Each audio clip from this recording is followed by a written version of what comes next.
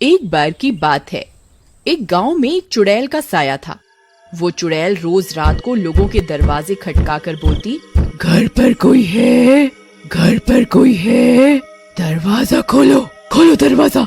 जब कोई गांव वाला दरवाजा खोलता तो वो चुड़ैल उसे उठाकर ले जाती। अरे मर गया, अरे अरे छोड़ दे चुड़ैल, अरे बच्चे की जान लेगी क्या? अरे छोड़ दे, तेरा दास बेटे, अरे गाँव वालों बचाओ, बचाओ, बचाओ। अगले दिन, अरे भाइयों, इस चुड़ैल ने तो जीना दुश्वार कर दिया है। तभी हरिया का बेटा राजू बोलता है, पापा, मेरे दिमाग में एक तरकीब है, बताऊं क्या? अरे तुम अभी छोटे हो, तुम चुप ही रहो, जाओ यहाँ से। पापा, मैं छोटा पैकेट बड़ा धमाका हूँ। अरे तरकीब तो सुन लो पहले। कोई बात नहीं हरिया, ऐसे बोलने तो दो। अंकल, क्यों न हम अपने घर के बाहर शीशा लगा दें? चुड़ैल अपनी शक्ल उसमें देखकर डर जाएगी और भाग जाएगी। ये क्या झंडू तरकीब है, मैं नहीं मानता इसे। तभी पास खड़ी हरिया की पत्नी कविता कहती है, अजी, इसकी तरकीब इतनी भी बुरी नहीं, एक बार ऐसा करके देखते हैं। तुम चुप करो, जाओ जाकर घर का काम करो। नहीं नहीं, ठीक है, हम ये भी करके देखते हैं। फिर सब गांव वाले अपने अपने घरों के बाहर दरवाजों पे शीशा लगा देते हैं और आधी रात होते ही चुड़ैल आती है और शीशे में देखकर बोलती है, अरे ये क्या, तुम कौन हो? ये मेरा इलाका है, तुम जाओ यहाँ से। लेकिन शीशे में उसी की शक्ल होती है और वो भी वैसी ही हिलती है जैसे चुड़ैल। ये देखकर चुड़ैल डर जाती है। लगता है गांव वालों ने इसे मुझसे बचने के लिए यहाँ बुलाया है। चलो और किसी के घर का दरवाजा खटखटाती हूँ। फिर चुड़ैल हरिया के घर जाती है। हरिया के घर शीशा नहीं लगा होता। यहाँ वो चुड़ैल नहीं है, इसी का दरवाजा खटखटाती हूँ। घर पर कोई है? अरे इतनी मीठी आवाज है, जरूर कोई झक्कास औरत होगी। इस कविता से तो मैं दुखी हो गया। चलो थोड़ी मटर गश्ती ही कर दूं। हाँ, मैं हूं ना घर पर, मेरी रानी, अभी आया जाने मन। ये सोचकर शराब के नशे में धुत हरिया दरवाजा खोलने जाता है। तभी कविता और राजू आ जाते हैं और उसे रोक लेते हैं।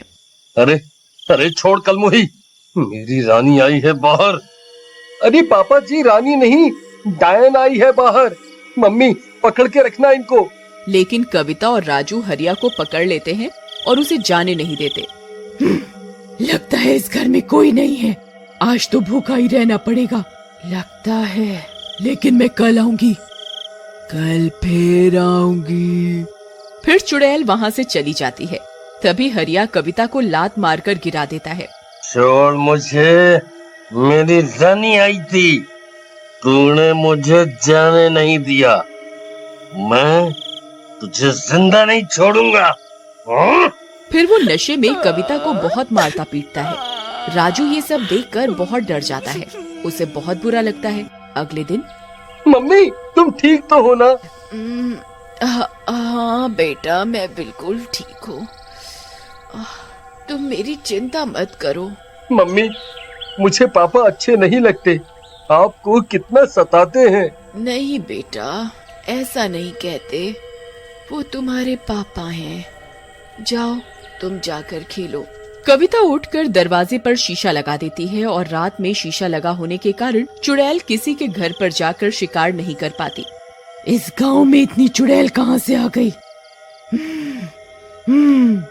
मैं इतने दिनों से भूखी हूँ, ये भूख बर्दाश्त नहीं हो रही।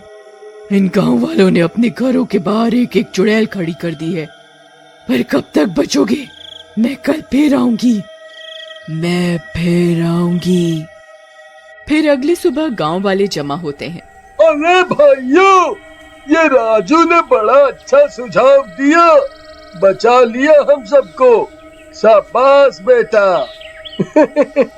थैंक यू अंकल, बोला था ना, छोटा पैकेट बड़ा धमाका। हाँ ठीक है, चलो घर जाकर पढ़ो, जाओ यहाँ से। राजू को बुरा लगता है और वो घर चला जाता है। उधर चुड़ैल, मैं इस गुफा में बैठे बैठे ही ना मर जाऊं, किसको खाऊं? फिर रात हो जाती है। भूख के मारे वो गुफा से बाहर जाती है और गांव की तरफ चल देती है। तभी राजू अपने कुत्ते को घर के बाहर घुमाते हुए घर से थोड़ा दूर आ जाता है। टॉमी, चलो घर चलो, रात हो गई है, चुड़ैल किसी भी वक्त आने ही वाली है। तभी टॉमी यहाँ वहाँ भागता हुआ गुम जाता है। राजू उसे ढूंढता है। तभी चुड़ैल की नजर टॉमी पर पड़ती है। इस कुत्ते को ही खा के काम चलाती हूँ आज। फिर वो अपना हाथ लंबा करती है और उस कुत्ते को पकड़कर खा जाती है। अब थोड़ी राहत मिली।